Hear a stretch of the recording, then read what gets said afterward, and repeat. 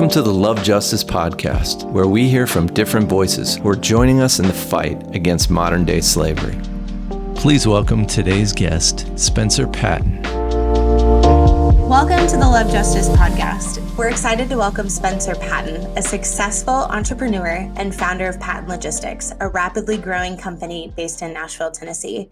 With a strong focus on scalability and impact, Spencer has built his business by combining strategic vision with innovative practices, making him a leader in the logistics industry.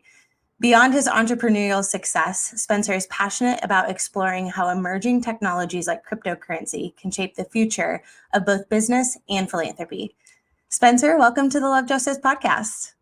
Thank you so much for having me. I'm excited to be here. I don't know if you know, Spencer, you may know, but Thomas Summers connected us originally. He introduced me to Danielle, and then Danielle and he, I think, talked, and you were doing the podcast, and they thought, well, this is a guy that might be interesting. I don't know how interesting it was, but nonetheless, I loved being on the podcast with you. So that was, Anna, that was actually our introduction. I don't know if you have a different take on it, but that's what I understand. I really appreciate Thomas. There are some people who are on this earth with a gifting of being super connectors, and it is a gift that I don't have. But Jason, if I could have one gift that I don't, I would love to have that super connector ability, because it's like you meet them and they're like, you should meet so-and-so and so-and-so, and they connect, and it's amazing how their network brings people like you and I together. You're exactly right. And it was funny. I was with him at the coffee house on 2nd and Bridge when the words came out of his mouth, you know, you should really meet Spencer.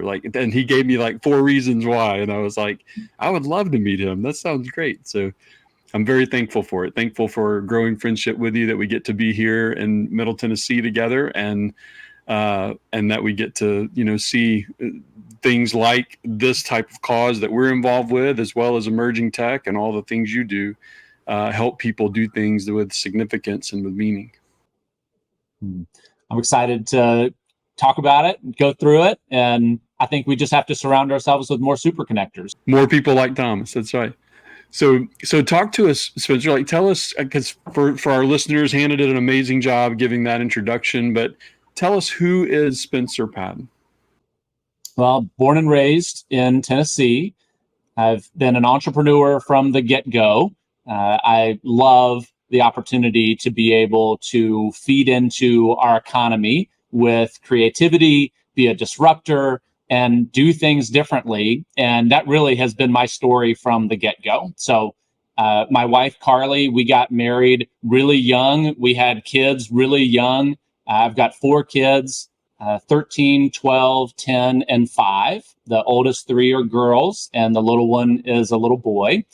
And really, my story has been trying to make the biggest kingdom impact that I can.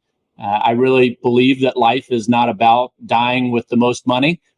My favorite book to read is Ecclesiastes, and I think it's a really helpful narrative for people like me that need to keep ambition and aspiration in check and recognize that there are higher callings that we get the opportunity to pursue. And I think entrepreneurship uniquely unlocks that. And so I think in trying to answer the question of who I am in that way, that's what I hope people will look and see. I kind of like to joke with people, what might be an epitaph at the end on a tombstone. And I think frequently wrong, but never in doubt is a really good one for me there. I think that's a key to entrepreneurship, is just pushing ahead. You are definitely going to fail, but you're going to be confident while you fail. I love it. It's like people say, how people describe Thomas Edison, right? That he didn't fail 2,000 times at discovering the light bulb. He actually invented 1,999 ways not to make a light bulb, right? So I love it. That's the spirit of entrepreneurialism for sure. That's exactly right. All right, I was just going to say, I think it's fun to see that connection, that entrepreneurial spirit, with the mission and the core values of Love Justice, because one of our values is fail fast and often, with that idea of the quicker that we can fail, the quicker we're going to find that breakthrough solution. So it's fun to see already just the parallels between Spencer's experience and some of the values that we have at Love Justice, which is fun. I agree. And you even commented when we were together on your podcast, Spencer, about just my title being that we would have an advancement person, right? The idea that Love Justice wants to advance, right? And I think that's beautiful. So what compels you? Like you've done some amazing things, whether it's been logistics or emerging technologies, the philanthropy you're involved with the, the foundation, like different things that you've been a part of. What compels you? What motivates you? What drives you? And it's kind of an extension and expansion on the answer you said a while ago, because it's about your identity. It's about your purpose, right? But what compels you? What motivates you and drives you to do what you do? I think stewardship is at the core. So all of us are given some type of domain to steward. And a lot of it depends upon our giftings. And we're talking about Thomas, and his gifting in part is to steward his ability to be a connector. And he does a great job in doing that. But there's also a way to put that gifting under a cover and really fail in being a steward of the gifts that you're given. And so from my perspective, entrepreneurship allows me to unlock what I feel like my gifting center around, which is an ability to serve in a way that is different than how a market has been served historically. And I think the journey for me in that is that I believe entrepreneurship begins with understanding the pain of your customer better than anybody else understands it. And you do that a lot by walking in their shoes.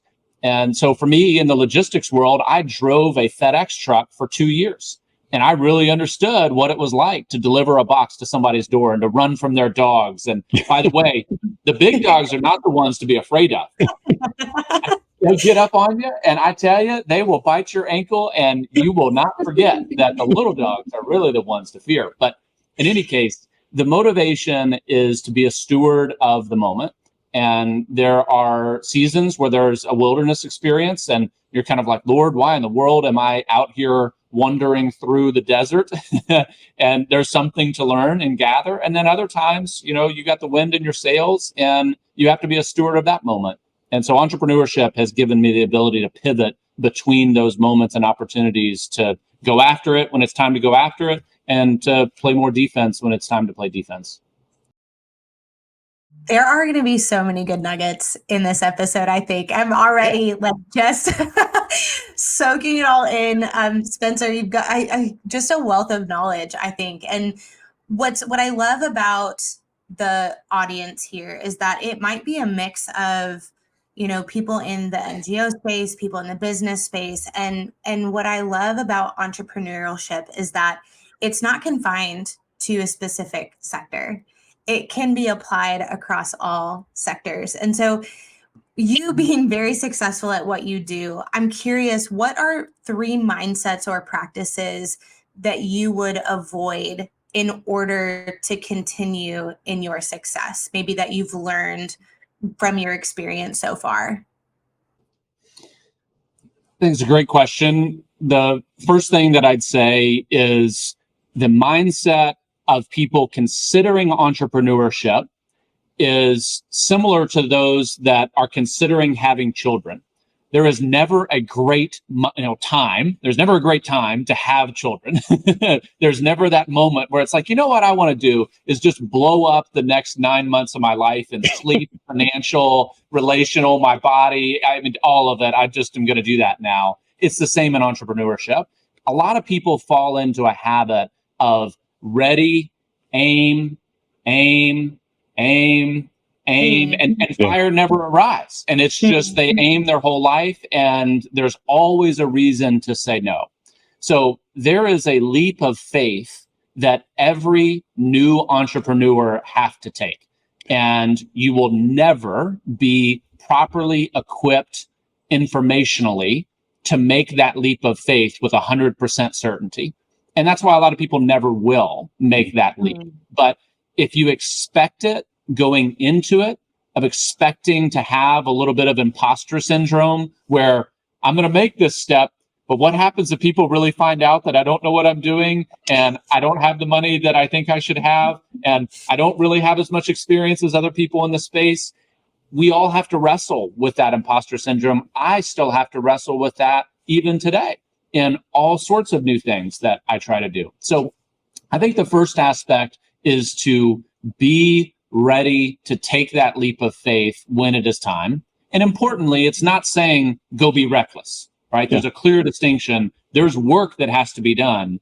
But when that has concluded, you have to be ready to move forward. Second thing is a scarcity mindset. A lot of people go through life believing that the pie of a resource is finite, meaning that if you get something, Hannah, I get less. But that's not the way kingdom economics actually works. And it's so upside down. And sometimes you're so frustrated by it. And sometimes you love the Lord for it. And you kind of go in between the two because it's this natural tension of how much belief it takes to believe that God is not a God of scarcity. And entrepreneurship, I think, really highlights that, in that a lot of people that go in can find reasons due to scarcity of resources to say no. Instead, what I've found through entrepreneurship is that there are serendipitous moments where you are taking the next right step and you meet somebody new, or someone decides to mentor you and show you grace beyond what you deserve to have. But there's that moment where you could have never predicted it. It wasn't in the business plan, but it happens.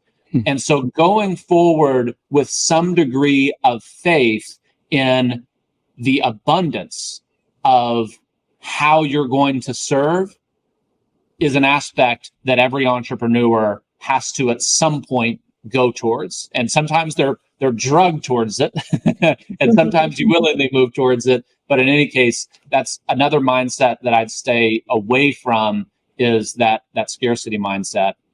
And I think the third thing is around failure. Failure is certainly going to happen in entrepreneurship. And the best lesson around failure is to fail quickly. The worst failures that have ever happened in my career, and I have had plenty of them entrepreneurially, are the ones that take extensive time to fail. Usually as they take extensive time, they take extensive money, they take relationships with them. If you're going to fail, fail quickly, which doesn't mean quit and give up at the first opportunity, but it also doesn't mean to make your identity equal to your entrepreneurial effort at that time. Those things are different. Yeah. And if you align those things too closely, then you will find yourself unable to say, tried it, didn't work, moving on. Man, come on. You're pumping me up, Spencer. And I think I want to take just a second. This is a little bit of an off-scripted question. But I see so many parallels with your business perspective and gospel principles and biblical principles. Have you, what's your story of faith? Maybe in a short, high-level version. Has that always been a part of your story? Is that something you've come into? You just have such a confidence when you talk about that aspect of who you are that it just has me drawn into it and wanting to know more.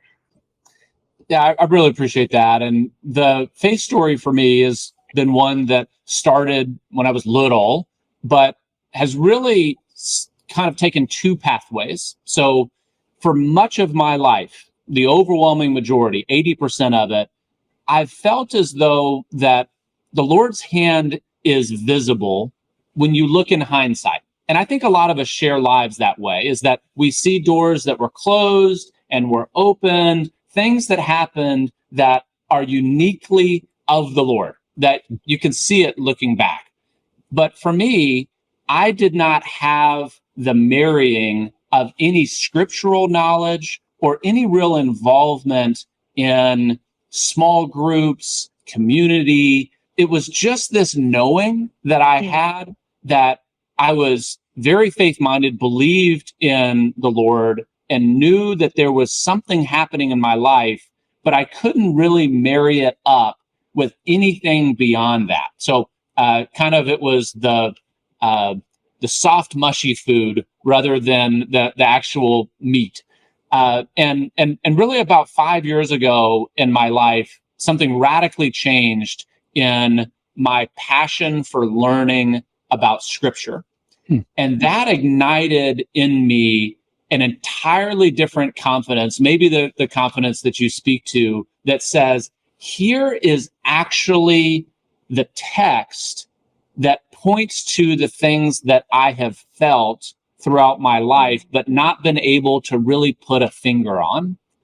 And once it really started to click for me, it changed my whole world. And I'll tell you the thing that made that click. John Maxwell writes a leadership Bible.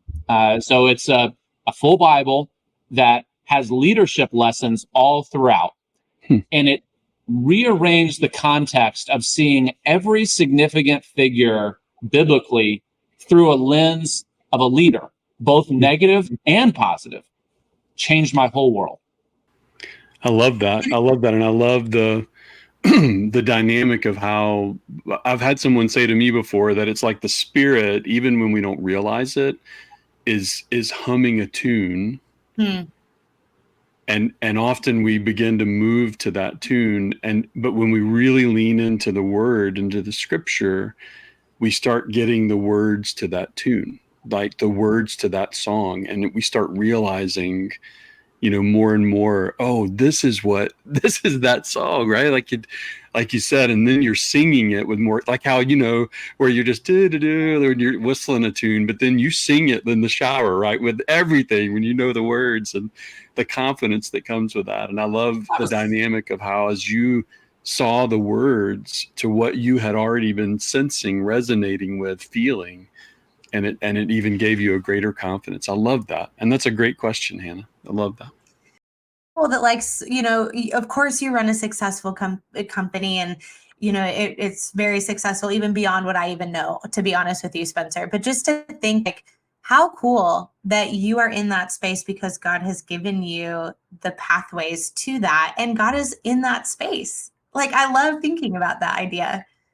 Yeah, and I think that's a really important thing, because what people should take away is, in my business, we deliver cardboard boxes to people's doorsteps, right? We're in coordination with FedEx, and that's a lot of how FedEx's network works, is that contractors like me deliver the boxes. So importantly, there is nothing spiritual about taking a cardboard box from a warehouse to someone's front door every day.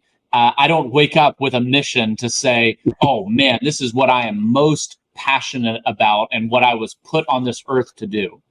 But in that work, there are opportunities to create jobs, to bless people, to impact communities. And that is so much more what entrepreneurship can unlock in people, is that it's rarely that you are called to do one specific thing. And maybe it's true for some people, but in the overwhelming majority, it's reflecting it in the work that you do and the way that you do the work. Are you familiar with Mike Beckham, Spencer? No. So he's CEO of Simple Modern. Simple Modern. You've probably delivered some Simple Modern products. I know the brand very well. Now, Simple Modern, I know that brand. Yes. They sell in Target and all that. So he's CEO of Simple Modern. Simple Modern is a corporate partner and supporter of Love Justice. And we'll have Mike on the podcast actually soon. I can't remember how soon that is, but it's an upcoming episode if I remember correctly. But Mike is amazing. And when you walk in their offices, Spencer, you walk in and the wall, huge back wall of all of their kind of open space, it just says, "We exist to give generously." And that's it. Like, that's their purpose statement as a company. And that's what you're saying. Like it's really, that's the power of, I know it's this logistics company, or it's this, innovation technology or decentralized finance, or all these different things we could do as a company, people can do in business. but it has purpose, like you said, because of the way it affects people and allows you to have meaning and significance and live in community and all of those things. I love it. I love it. And I'm so thankful for how you do it. Of faith and abundance. Like I kind of just get goosebumps and have the faith to believe that there's someone listening to this who's either in college, in business, thinking about how can I do like something what Spencer's doing, create a successful business, but one that's based on stewardship, like you mentioned, and connecting not just the business to the business, but the stewardship connected to the business, or someone who is in that season where maybe they have a successful company and they're looking for something more, like going back to Ecclesiastes of like not feeling quite fully fulfilled or satisfied and are looking for like, man, what does that look like for me? And then to hear you talk about it and to be inspired by it, I just like, who knows what the Lord is going to do through this conversation. And so I just am speaking it out. Here's a little bit, Spencer. One thing that we've been talking about a lot at Love Justice the last several years is scaling and scaling impact, which I feel like you probably have a lot of wisdom and insight into just what does it look like to be successful in both scalability as well as impact. So the key lesson on scaling is that you want to plan for the business that you want to be, not for the business that you are today. And this is another leap of faith moment that has to happen. And this is one that I failed on repeatedly as my business scaled, is that I would look at the profit and loss statement of my business and say, I cannot afford the payroll to be able to hire this individual.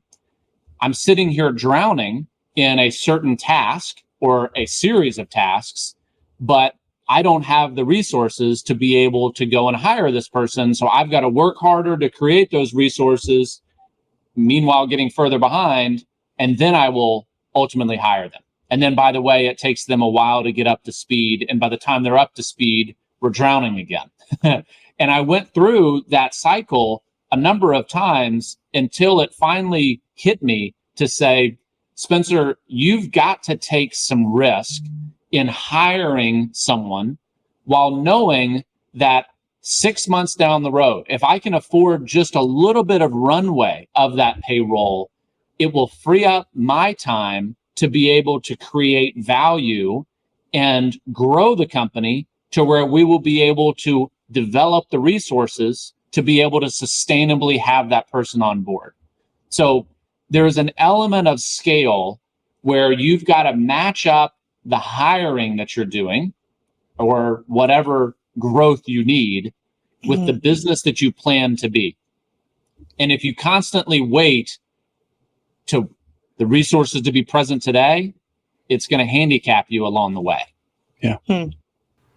It's so good. It's so good. And I think that principle is applicable whether you're in the business world, the for-profit world, or you're in the nonprofit world. And I'd love to hear your thoughts on that. Like we're a nonprofit that cares deeply about scaling well and having significant impact, about being lean and having great impact on the dollar. And we're learning, right? I mean, just like any entrepreneur, and whether you're in, again, for-profit or nonprofit, you stumble your way typically toward that, but you have to be willing to make those stumbles and take those steps. You know, as you think about those principles that you just articulated, like how do you apply those? How would you challenge nonprofits to even think in that way? Like to understand, like, you've got to think like what you just described in order to scale and in order to have the impact that you hope for.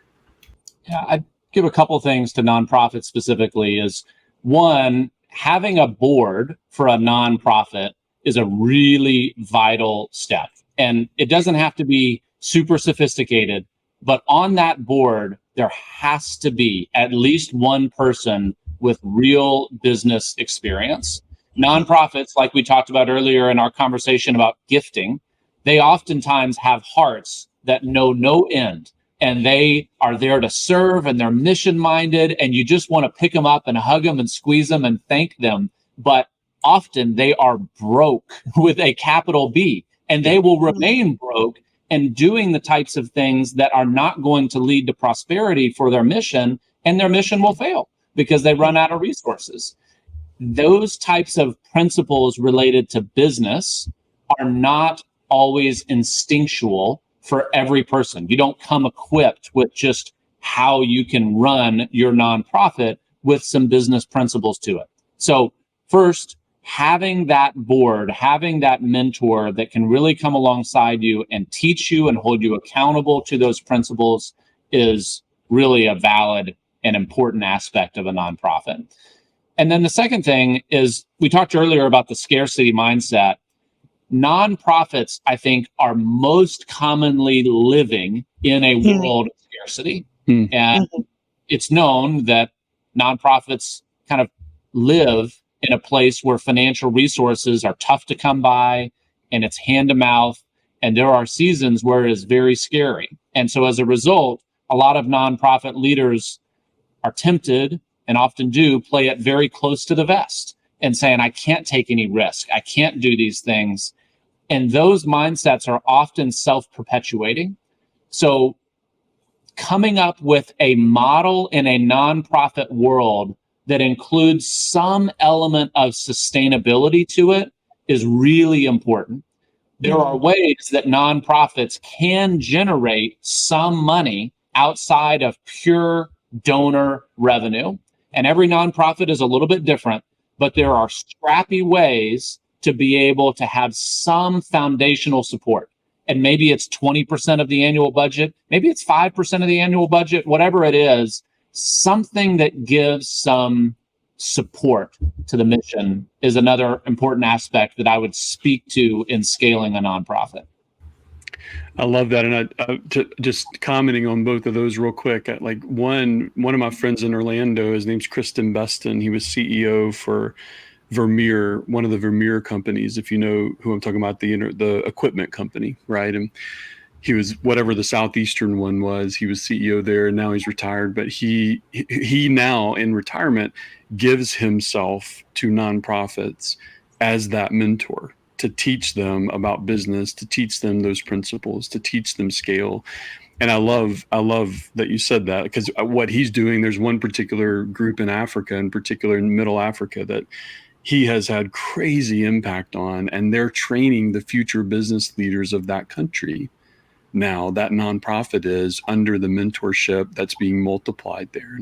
And that's powerful. And I love that you said that. And and then even the idea of that scarcity piece, like if it inspires any of the other nonprofits listening, like we're working on revenue generation concepts. We recognize monthly base, right? Recurring, some functional endowment concepts and how important that is. Like even so that we can speak some of our love language, Spencer, even the idea of like, if someone gives you Bitcoin, right? Like don't sell all of it, right? Like hold some of it as an endowment, like have a mindset that says, I don't have to spend all of this. I need to also prepare, for the future ahead and not. So yeah, I love all of that. And I hope it's encouraging and inspiring to any of the nonprofit leaders that are listening. Yeah. One other trap I see some nonprofits will fall into is they fear that if they do have any element of financial stability, that it will make the case for reaching out to donors weaker. Because they'll say, oh, well, if I'm some degree of financially stable, then they're going to get called upon by other ministries that are less financially stable, and I will miss out on those dollars. And I would so urge the rejection of all of that line of thinking. Because it's not true. Yeah, it's not true. And instead, there's a compelling ask that you can sit across from future donors to say, I take your donation so seriously that I want to make sure that your dollar is making a generational impact, and that I'm going to stretch that across decades. And I do so by having an eye towards financial stability in X, Y, and Z ways. And that's a more powerful narrative than we are so out of money that if you don't give today, I can't make payroll in 2 weeks. Yes, you're exactly right. Exactly right. I love it. Jason, I feel like this is the perfect segue to start talking about Bitcoin and cryptocurrency. If you want to tee us up there. Yeah, I mean, I will. I mean, we both have played in that realm. You much more than I have, Spencer. And in my world, my role in it, if you remember from the podcast, ended up being the storytelling side of it, and you've had a different role in it. But I mean, we accept Bitcoin and crypto, right? Like we have a partnership right now with Endowment, with Giving Block, where we can receive through those donor advised funds, through the concepts and the tools that they provide, multiple types of cryptocurrency. Like, why should nonprofits be paying attention to decentralized finance and help them understand why it actually is a viable asset, right? Because that's the pushback I get constantly when I challenge other nonprofit leaders, is they still fear that it's a viable asset. They still fear what it's really going to be used for. And not just even the crypto, but I push the technology behind it to let them know, like, there's so many use cases that are going to innovate well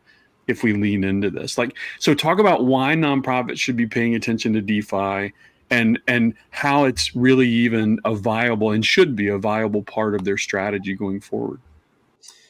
Usually where I start with people on cryptocurrency is to give an example or two of a use case that will help build the founding blocks of why it should be a part of any asset allocation. So one use case, I used to run a business that we purchased product overseas. We purchased from China and have it shipped here to the United States. So I would go in many years ago to my local SunTrust Bank branch. And as a young man at the time, I'd asked to send a 6-figure wire to China internationally. And the teller behind the counter would say, which terrorism organization are we funding today, right? They would reject any legitimacy behind me coming with international wire. They'd say it's going to take 7 to 15 business days. And if our compliance department flags it, it'll take as long as it takes. That had a huge business impact upon me because I needed to purchase product and I didn't need the bank questioning what I was doing with the money, where it was going, and had the ability to interfere in ways that I had no control over. By the way, you can only send wire transfers Monday through Friday from about 9 a.m. in the morning to 3:30 in the afternoon, which is also an inconceivable thing in America, that we can't move money on the weekends or outside of normal business hours. Bitcoin is an alternative to that.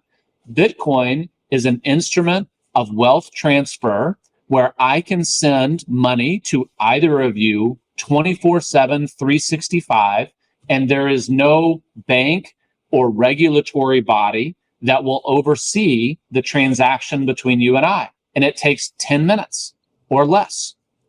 That's a use case that is super practical and should bring a light bulb to say, oh, this is a lot better than how we currently have to move money, especially in meaningful quantities. There's another use case related to moving money when your government or regulatory body is potentially adversarial to you moving that money. So we think internationally, governments by rule will dilute or inflate currencies, stealing from their citizenry. And we have seen this time and time and time again. You get paid wages in your local currency, and within weeks, your wages that you have earned have been diluted to a fraction of what it was just worth a couple weeks ago. And the government doesn't allow you to move that money out. And so you're prisoner to that administration.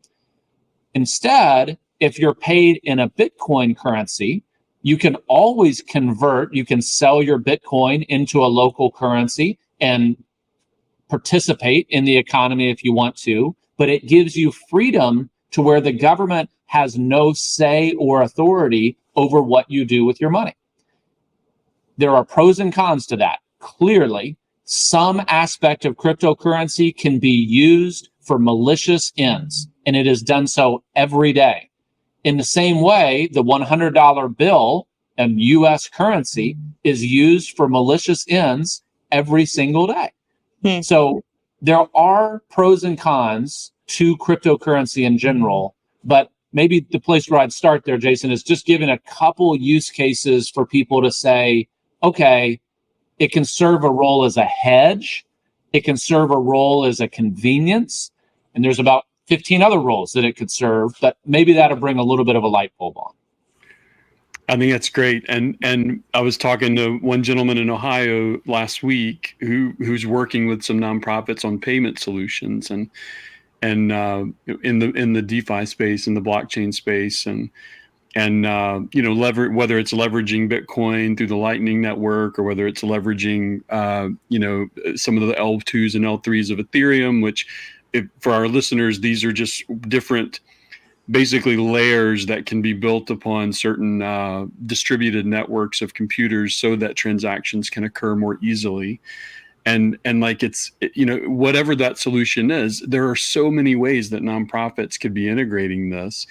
And then not only that, like the idea of then helping educate people who haven't ever been connected to the global economy, who may not have any access to a bank or credit, who can't take the risks that the subject of this podcast is about, right? Because they don't have access to money that could allow them to take the risks that they potentially need to take to start a business that could scale and thrive, right? These are the types of things that DeFi is empowering, and it really is something that is a game changer if you begin to lean into it and you quit being scared of it and you understand why it could be meaningful and useful. And you've done that. I mean, you're even doing it on a business level and probably in challenging people to do it on personal and generosity levels as well. But like, any other thoughts just on like how people, what's a simple way right now if a nonprofit's hearing this and they're going, okay, I hear you, like what's that first step that you would say to them? Hey, at least take this step, like take this step, leaning into crypto, leaning into DeFi. It always begins with education. So education is the best antidote to fear. In that if you're going to say no to something, I just want you to be really educated about why it's no. And if you say yes to something, I really want it to be an educated yes. So that way you clearly define why this fits as part of your mission. Some nonprofits have deep international ties and really would benefit from the ability to rescue and serve in ways that using a traditional banking system might not always behoove you. Some nonprofits, that's just not a concern at all. The ability to be able to accept donations of cryptocurrency is the same as why most nonprofits are willing to accept stock donations. A lot of wealthy individuals will have a stock that has appreciated from $100 a share to $500 a share. If that wealthy individual sells that stock, they're going to have to pay taxes on that gain, which is going to obviously materially reduce the amount of money that they have to give post-tax. But instead, by giving the stock to a charity, then you get to give the full stock value, and the charity, the nonprofit, gets to have enormous after-tax benefits because they don't pay tax. And so it gives so much more velocity to the donation. So as cryptocurrency becomes more a part of people's portfolio, then there's going to be an appetite for being willing to accept those donations to get more out of a dollar and stretch it from a tax side. Jason, maybe with your permission, I'll give one other piece. This will take kind of 4 or 5 minutes to go through, but I think it'll be really a nice tie through some of the sustainability that we talked about earlier. So can I take you down a rabbit hole real quick? Yeah, please. It's not to take more than 5. I think it's great. So one of the ways that the Bitcoin world operates is that we have to have a verification of a transfer between you and I. So there are dedicated computers that are called miners. All right. They're not mining anything in the ground, but they are computers that are authenticating that you and I had a transaction between us. We're actually very used to this when you think about a Visa card. When I swipe a Visa card at a gas station, there is a bank of computers that authenticate that that card is legitimate, the chip on the inside is legitimate, the merchant is legitimate, I'm legitimate. And Visa takes a little scrape of that transaction, usually around 2%. And that's how Visa makes their money. They are authenticating that transaction. In the Bitcoin world, it works in a very similar way, except rather than Visa owning all the authentication servers, you and I can actually purchase specialized computers that all they do is authenticate transactions on the Bitcoin network. And in the same way, every transaction we authenticate, we receive a little bit of Bitcoin as a reward for that authentication. So one way that I've been donating to nonprofits is I actually am purchasing these computers and I donate the computer to the nonprofit. Now, a lot of times I will run the equipment rather than asking the nonprofit to run the equipment. But what that does is that every day that that computer equipment runs, it throws off a little bit of Bitcoin to the nonprofit every single day. Interesting. That machine costs anywhere from $1,000 to $15,000. The ones that are more expensive have a better computer system on the inside that allows them to authenticate more transactions. And the ones that are cheaper are generally older and throw off less money, less Bitcoin on a daily basis. So this is another aspect when nonprofits come and say, well, Spencer, there's literally no possible way for me to create sustainability in my model. I don't have anything to sell. I don't have anything to do. There's nothing that I can create. I say, well, let me blow your mind with an educational class on some Bitcoin, which all that to say is that if a nonprofit was to take some percentage of a donation and acquire some equipment, some computer equipment, then through that, they can actually take that allocation of money and it will generate a return on investment that is larger than what they invested in purchasing that computer. So that's 5 minutes of uninterrupted talking, which I know is not ideal in most podcast settings, but it's just an aspect of how I want to change people's mindset as they think about cryptocurrency and the financial innovation that's available. No, I love it. That is a rabbit hole that was well worth going down. And the reason is because people need to wake up to the reality that there are revenue generating concepts, and DeFi in particular, and Bitcoin in particular, provides one of the best ones. And I think what's silly to me, and this is where I kind of have to, I just keep my mouth shut whenever I get pushback from other nonprofit leaders. In other words, you can't argue them into this. They have to begin to discover it themselves. And so I do my best to educate, like you said, or to say, hey, have you thought about this? And then I just at some point when they just keep pushing back, you say, well, you know what, we'll talk about this later. Like maybe you'll think about it and we'll come back. But I look at it and I think even the idea of creating our own nonprofit ecosystem, right? Like even that could become a sustainability concept where a group of nonprofits could say, we all focus on the same thing. Let's create our own DeFi ecosystem and everyone gives into this. We all benefit from it, right? Like even that idea. So like it's mining, it's having a node, if it's not Bitcoin, on another blockchain network. There's multiple ways to lean in to this. And it's not just throwing your money in a savings account that doesn't do anything, but leverage the ways you can grow your money, like how money can make money, right? And most nonprofit leaders don't think like that.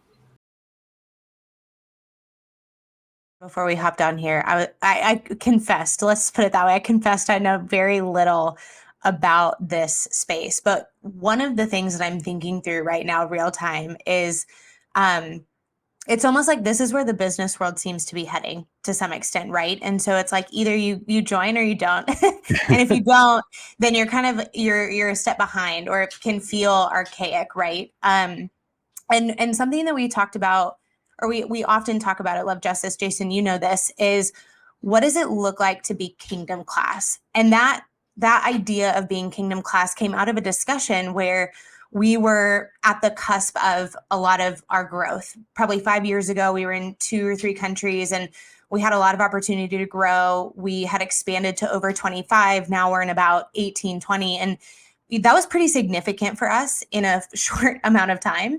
And so we were talking about, how do the world-class organizations do it? How do the world-class businesses do it? And there is something to be said about the companies that are very successful, making a lot of money. What are they doing and how does it work? Because we want to be able to apply some of those principles and not just it be about the bottom line of money, but the bottom line of impact of changing people's lives. And so that's what I'm kind of personally taking away from this conversation of why not, especially if that's where it seems to be going. And then paired with your advice, Spencer, of just educating yourself, at least making an educated guess, or not an educated guess, but an educated decision of what this looks like for your organization. This is so fascinating. Well, it's fun to get to see the light come on in somebody's eyes of saying, okay, I can see how this could fill a little bit of a role. And all that we're hoping to do is spark a little curiosity through it. And I think, Hannah, you give voice to that in a great way of taking away some of the fear around not knowing, because I promise you, Hannah, 98% of people listening probably occupy exactly your seat of saying, I don't know what this is. I'm intimidated by it. It's something that is beyond what I feel like I could learn without embarrassing myself. And how I'd specifically speak to that is every single one of us started in that space.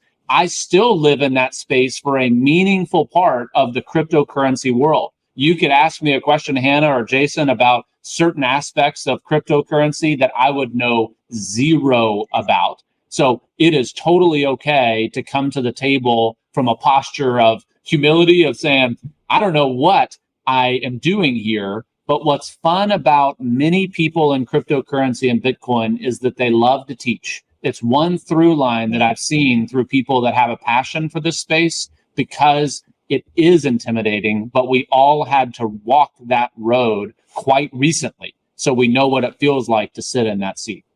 Yeah. You're so right, and I think an important thing, and just even in the context of the subject of this podcast, all entrepreneurialism and all technology advances are that way. We all feel that way in the middle of entrepreneurialism. We all feel that way, even in the turn of the 1800s to the 1900s. We weren't talking about computer systems, but all of the technology advances then. You felt intimidated. You were like, what is this? How is that going to catch on? Why are people going to use that? We saw the same thing, right, in the turn from the 1900s to the 2000s. And you'll laugh at this, Spencer, but my son had my oldest 23-year-old, he wanted he asked if we would host some of his friends recently. He's graduated from college and all that and does his own thing, but we hosted him and some of his friends the other night just to get together for his birthday party. And it was so funny. We sat down, one of them ended up asking me, there were 8 of them around the table, and they said, what do you do? And so Caleb wanted me to tell him, my oldest wanted me to tell him what I've done in the past, what I do now, told him about Love Justice. And then blockchain tech came up. And this is what made me chuckle. You'll laugh at this. Of all the guys around the table, and they are all smart guys, like they all are in unique roles, doing unique things, really smart young men. And every one of them admitted, I really don't understand this, but I'm trying to figure it out. And the conversation we had, I like what you did a while ago. I just gave them simple use cases. And I think to help people who are listening understand Visa, right? The thing that all of us use every day, right? Every one of us let me rephrase that. If you're not in a if you're in a bankless society or a non-credit society, you are not using it. So if you're listening and you hear it, I apologize.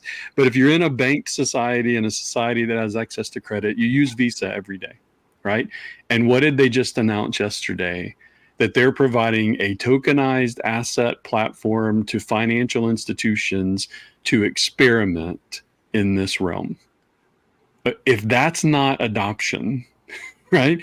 Which again, I'm not saying we can have it. We don't need to go down and have a conversation, because I know we probably have a kindred opinion on CBDCs and all of that, like what even all that stuff is. But still, the fact that they're even providing that tool is an indication, Hannah, to affirm what you said. Businesses are paying attention to this in an in-depth way. Governments are banking the stability of their economies on Bitcoin. Like, there are multiple governments we could name that are doing that now. Major companies are hedging their bets on stability based on Bitcoin. Like, I mean, Saylor keeps buying it every day, right? Like, you look at all of these things that are happening, and you go, okay, we should be paying attention to this. This is a tsunami that's coming. And how do we help nonprofits to wake up to it? Yeah, yeah. Which, speaking of Spencer, let's say that you're talking to a group of fundraisers or development team. What suggestions or tips do you have for those guys as they are engaging with potential donors in terms of how they can give in this way?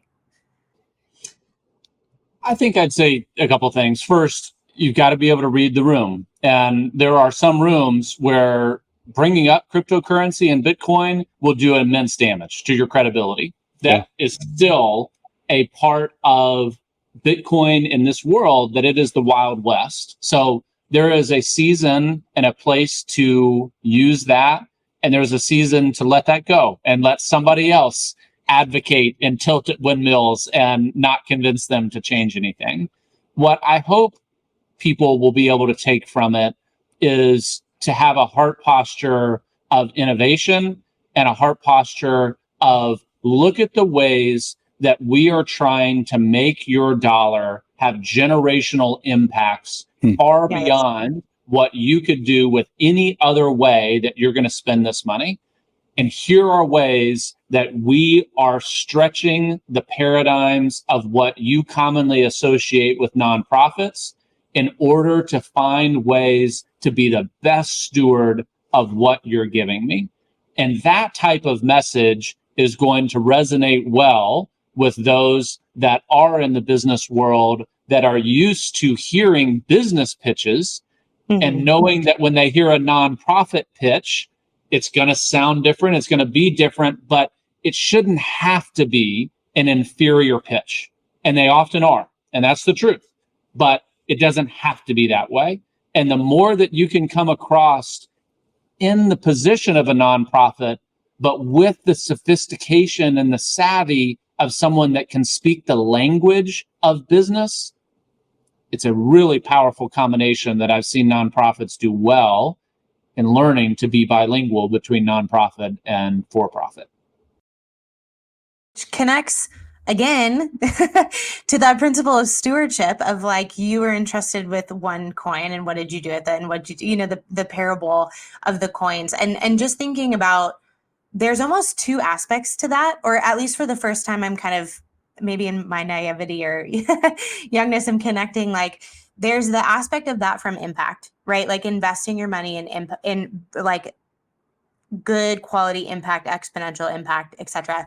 But then there's also this idea of the actual money that you're using, and that and then that having the ability to grow and duplicate itself. And so it's almost this, like, if you can get both of those things, man, you're hitting the jackpot in terms of stewardship and giving. No, I think you're exactly right in thinking through ways to be able to be the best steward. And that's how you get to those places of serendipity, to where you get out of the scarcity mindset, that when you show that posture, then all of a sudden someone comes alongside you and takes you under their wing. Something breaks loose because you have done the work to be prepared and to come forward with a plan that is going to change, is going to pivot, but you've done a great job in showing that I've not left a single stone unturned. About another value of ours, there's so many parallels, which doesn't, Spencer, this doesn't happen in every podcast episode we have, where there's so many parallels with the guests that we're talking with and our values at Love Justice. But one of them is thinking audaciously and doing much with little. And I feel like this conversation is such a unique combination of both of those things that everyone should be talking about this, and everyone should be like thinking about how to do this really well in the nonprofit space, because that is the sweet spot, thinking audaciously and how to do much with little, because there might not be, not to have the scarcity mindset, but the reality is there might not be as much funding in profit space as the for-profit space. But this is one of the thinking audaciously and doing much with little is what creates margin for the I can't think of the word, but the non-scarcity mindset, the abundance mindset. There we go. Yeah, the operating, I think we said it well earlier. I mean, operating in such a way that you're trying to be the business who you're becoming, not just in the place that you are now. And, you know, and I think I just would highlight one other thing too on this is like a lot of every nonprofit that has scaled well has an element of entrepreneurialism, an element of a business mentality that created that scalability mindset, right? Like everyone that's done that, every leader I've talked to in the space who's done it well, you can tell, like you said, Spencer, they're bilingual in that they don't just talk nonprofit, they can talk in the scalability in the for-profit space. And I think it's important, if, you know, regardless of the context that you're in as an entrepreneur, don't just think about what you don't have, leverage what you have. And I think what in the nonprofit world, we often miss that we have some donors who care about more than just writing a check. We have donors, there are donors, there always are, there aren't a ton of them, but every nonprofit has donors who would say, I actually care about your mission so much, I'll even give of my expertise. Right? Like I'll even bring my expertise to the table. And I think we miss that sometimes, right? Like that's part of something we're trying to work on right now is how do we create a collective among our guys, among our donors, so that they start even realizing, oh, this is how they'll add value to each other and to us, right? In the way that they care about this mission together. And so just leverage what you have. Don't think about what you don't have or, hey, I need this. That's that scarcity mindset, but leverage what you do have and make the most of it. Yeah. Spencer, I have a question for you that might seem a little bit out of left field, but you also agreed to come on to the Love Justice podcast. And so there's an element of justice around this conversation that I would just love to hear as we close our time out together more about from you. And that is, what makes you passionate about fighting injustice? I think David versus Goliath is a story that is imprinted on every heart of every human, whether they're faith-minded or not. There is a comeback story. There is an element of rooting for the underdog that is just part of the fabric of our soul. And injustice flies directly in the face of everything that most humans hold as a value. Seeing someone much larger come along and put their thumb on someone that's trying to do the right thing, that's showing up, doing all the stuff that they were led to believe they should do, and then they get squashed. And they have no lawyers to fight it, no money to fight it, no mental energy to fight it, and it makes us all sick. And that, to me, especially for someone that likes to root for the underdog, is something that I like to have an opportunity to speak into. Can't speak into all of it. There's always going to be pockets of poverty and injustice. This world is not our home, and that is the reality, and nothing we can do to change that. But what I do think that we can do is put our head on the pillow at the end of each day and say, you know what? I put it all out there on the field, and I didn't leave anything on the sideline. I gave the best effort of my stewardship and my mind share to be able to make an impact. And that's going to have to be enough. And that's really the heart posture that I try to adopt out of it, is how can I make the biggest impact, particularly in places where the injustice of what's happening is most acute. Yeah, that's good. So good. So good. Well, and you've modeled that. I think people who even do any little bit of what you take a look at what you've done and what you've accomplished, and you've modeled that in the things that you've done. I'm grateful for that. I think if I model it to one degree, you all model it 100-fold what I do. I mean, you all are at the absolute epicenter of focusing on the least of these, those that are neglected and are overlooked, and where injustice reigns without intervention. And so I appreciate the kind comment, but it's 100-fold back at the work that you all are doing. So thank you for impacting it in the way that you do.